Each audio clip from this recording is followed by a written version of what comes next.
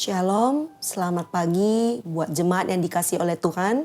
Kita bersyukur hari ini kita masih diberi nafas kehidupan. Karena itu sebelum memulai hari kita mau merenungkan firman Tuhan, kita mau datang ke hadapan Tuhan. Saya ajak kita berdoa terlebih dahulu. Mari kita berdoa.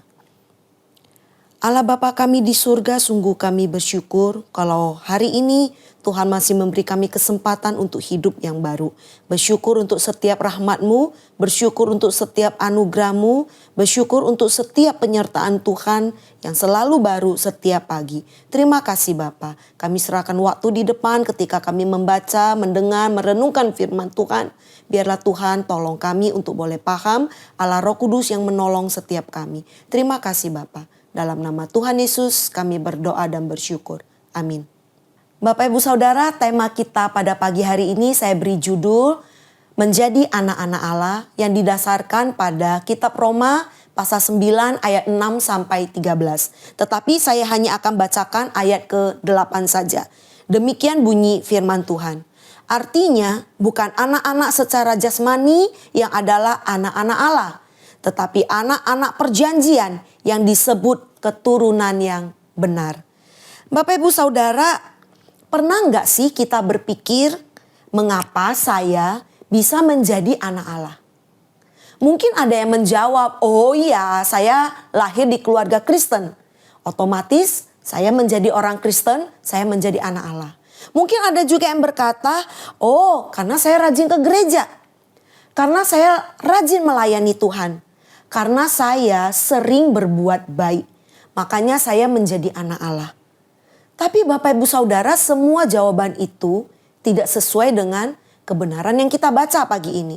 Dalam kitab Roma pasal yang ke-9 ayat 8 mengingatkan kita tadi bahwa yang menjadi anak Allah itu bukan karena keturunan. Bukan karena ada silsilah atau hubungan darah. Bukan juga karena usaha pekerjaan perbuatan baik manusia. Melainkan hanya karena janji dan anugerah Allah semata. Bapak Ibu Saudara, Paulus sedang menjelaskan kepada jemaat di Roma juga kepada kita hari ini.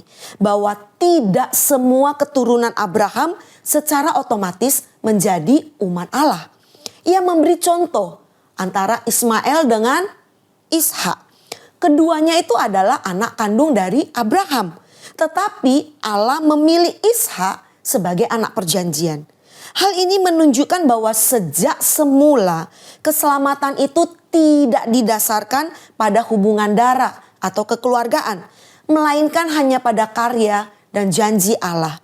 Paulus juga memberi contoh yang lain Bapak Ibu Saudara, yaitu Esau dan Yakub. Di ayat 11 memberitahu kita demikian. Sebab waktu anak-anak itu belum dilahirkan dan belum melakukan yang baik atau yang jahat. Supaya rencana Allah tentang pemilihannya diteguhkan. Bukan berdasarkan perbuatan tetapi berdasarkan panggilannya. Pemilihan Yakub Bapak Ibu Saudara menunjukkan sekali lagi keselamatan bukan karena hasil usaha pekerjaan manusia.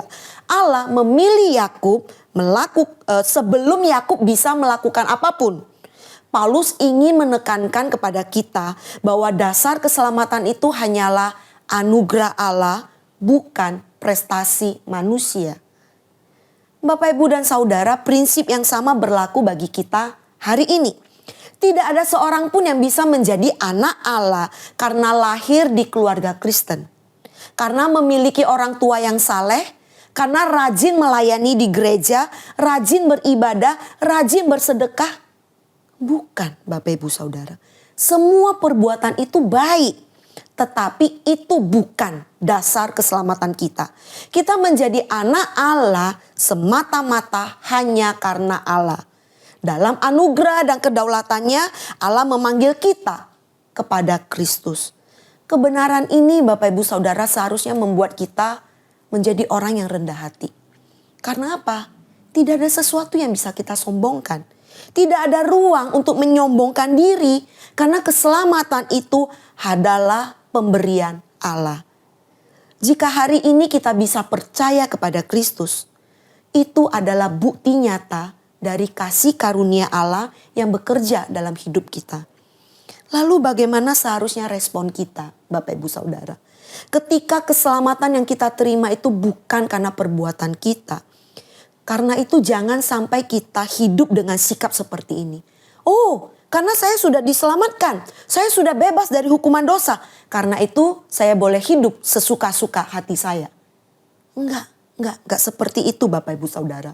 Sebaliknya ketika kita sudah mendapatkan anugerah keselamatan itu, kita bersyukur kepada Tuhan dengan apa? Mengasihi Dia lebih sungguh, semakin hari semakin cinta Tuhan. Lalu kita mau melayani Dia dengan setia. Kita mau memuliakan Tuhan dalam setiap aspek kehidupan kita.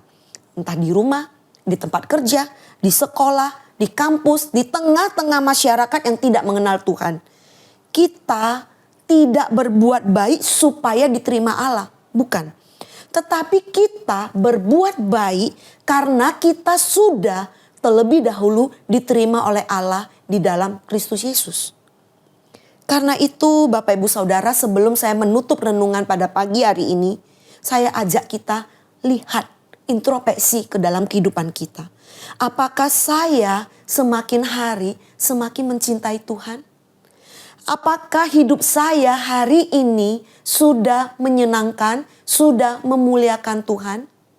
Apakah dalam keseharian saya sudah melayani Tuhan? Bapak Ibu Saudara, kiranya setiap hari kita boleh hidup menjadi anak-anak Allah yang bersyukur atas anugerah yang sudah kita terima dan kita mau memuliakan Dia dalam keseharian kita. Amin. Mari kita berdoa.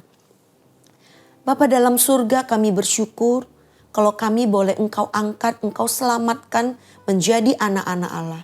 Itu bukan karena prestasi atau kebaikan kami, tapi semua itu hanya anugerah-Mu. Ingatkan kami senantiasa ya Tuhan, sehingga dengan demikian kami belajar hidup dalam kerendahan hati. Kami belajar hidup mengasihi Engkau hari ini lebih dalam dibanding kemarin. Dan ajar kami hidup untuk menyenangkan hati Tuhan, melakukan apa yang berkenan di hadapan Tuhan. Terima kasih Bapa. Biarlah Allah Roh Kudus memimpin dan menopang kehidupan kami hari lepas hari. Di dalam nama Tuhan Yesus kami berdoa dan bersyukur. Amin.